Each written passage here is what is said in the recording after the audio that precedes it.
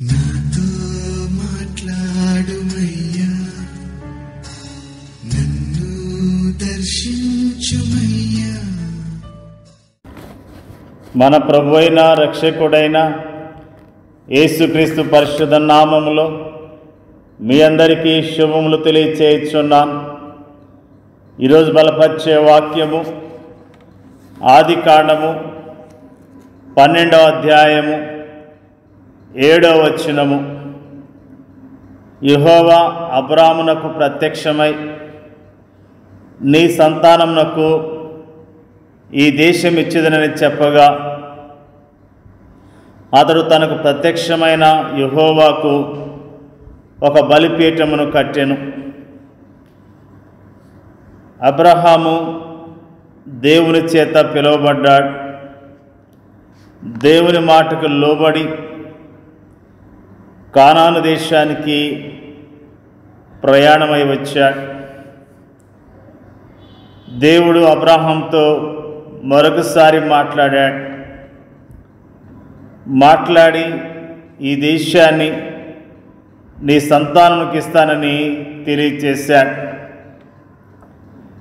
దేవుని యొక్క ప్రత్యక్షత చూచిన అబ్రహాము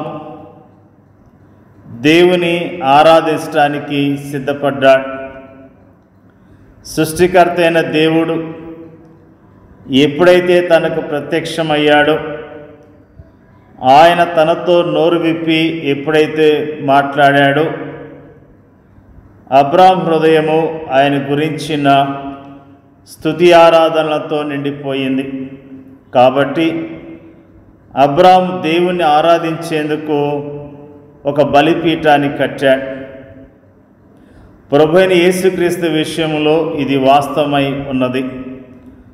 వాస్తవానికి ప్రభువైన యేసు ప్రత్యక్షత శిష్యుల హృదయాలను అనుక్షణము ఆయన గురించిన స్తుతి ఆరాధనలతో నింపి ఉండాలి.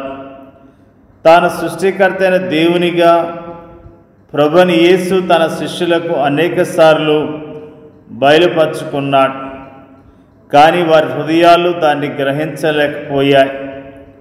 తన వ్యక్తిత్వంలోను, తన గుణ లక్షణంలోను, తన ప్రవర్తనలోను, తన జీవితం అంతటిలోనూ ప్రభువైన యేసు తండ్రి అయిన దేవుణ్ణి బయలుపరుస్తుండగా, ప్రభువా, తండ్రిని మాకు చూపించుము అని ప్రశ్నించటం ఎంత విడ్డూరం.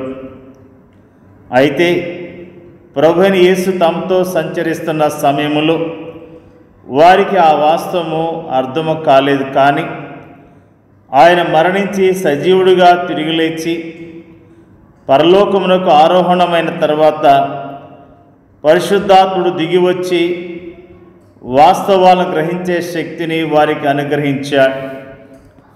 ఇక మన వరకైతే మనము ప్రభువుని ప్రత్యక్షముగా చూడలేదు, కానీ విశ్వాసము ద్వారా ఆయన స్వీకరించి ఆయన ప్రత్యక్షత యొక్క ఆనందాన్ని అనుభవిస్తూ ఉన్నాం.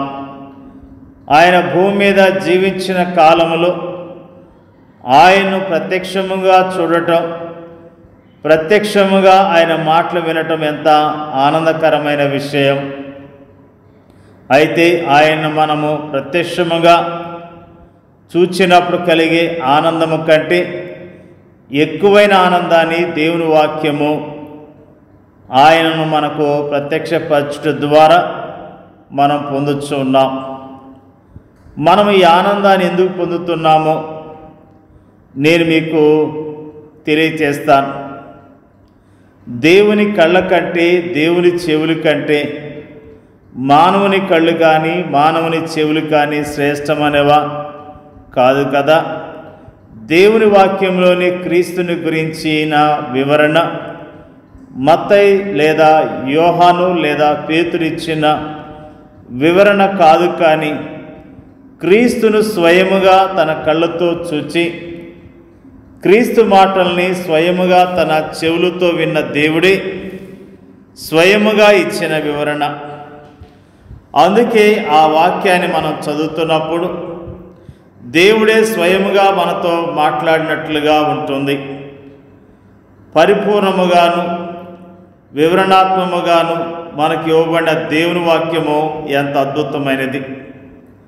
బైబిల్ గ్రంథంలోని మాటలు మనుషుల జ్ఞాపకాల్లో నుండి పుట్టుకొచ్చినవి కావు, మానవ హృదయపు అనుభూతుల్లో నుండి పుట్టుకొచ్చినవి కూడా కాదు, మానవ నేత్రాల యొక్క క్షణికమైన చూపుల నుండి పుట్టుకొచ్చినవి కూడా కాదు, కానీ దేవుని మనసులో నుండి, దేవుని హృదయంలో నుండి, దేవుని నేత్రాల నుండి పుట్టుకొచ్చినవి. యేసును గురించిన దేవుని మనసు సంపూర్ణముగా, సరైన విధముగాను, శాశ్వతముగాను బైబిల్ గ్రంథములో బయలుపరచబడి ఉంది. ప్రియమైన దేవుని యొక్క ప్రజలారా, దేవుని యొక్క ప్రత్యక్షత యొక్క గొప్పతనాన్ని మనము ఈ రోజున జ్ఞాపకం చేసుకున్నాం. దేవుని యొక్క ప్రత్యక్షత ఎరిగిన అబ్రాం బలిపీఠము కట్టి దేవుని ఘనపరిచాడు. యేసుక్రీస్తు ప్రభువారి యొక్క గొప్పతనాన్ని, ఆయన మరణము పునరుత్థానము ద్వారా విడిపించబడ్డ మనము నిజముగా ఆయన సన్నిధిలో ఆయనను ఆరాధించవలసిన వారమై ఉన్నాం, ఆయనను గణపరచవలసిన వారమై ఉన్నాం. నిజముగా దేవుని మహిమపరుస్తూ, దేవుని గణపరుస్తూ ఈ లోకంలో జీవిద్దాం. దేవుడి యొక్క వాక్యమును దీవించునుగాక. పరిశుద్ధుడైన మా తండ్రి, జీవాధిపతి అయిన మా ప్రభువా, మమ్మల్ని ఎంతగానో ప్రేమిస్తున్నందుకు నీకు వందనాలు, స్తోత్రాలు తండ్రి. మరి ముఖ్యముగా నీ యొక్క ప్రత్యక్షత గురించిన మాటలు జ్ఞాపకం చేసుకోవటానికి మాకు ఇచ్చిన ధన్యతను బట్టి స్తోత్రాలు తెలియజేస్తూ ఉన్నాం. అబ్రహాముకు ప్రత్యక్షమైనప్పుడు అబ్రహాము నిన్ను గణపరిచిన విషయాన్ని, బలిపీఠము కట్టి నిన్ను ఆరాధించిన విషయాన్ని మాకు జ్ఞాపకం చేసినందుకు నీకు స్తోత్రాలు తెలియజేస్తూ ఉన్నాం. నీ యొక్క గొప్ప విషయాలు మాకు తెలియజేసిన విధానం బట్టి నీకు స్తోత్రాలు ప్రభువా. మరి ముఖ్యంగా మమ్మల్ని జ్ఞాపకం చేసుకొని నీ నామములో దీవించినందుకు కూడా నీకు స్తోత్రాలు తెలియజేస్తూ ఉన్నాం. నీ యొక్క లేఖన వెలుగులో మమ్మల్ని నడిపిస్తున్న విధానం బట్టి నీకు స్తోత్రాలు తెలియజేస్తూ ఉన్నాం.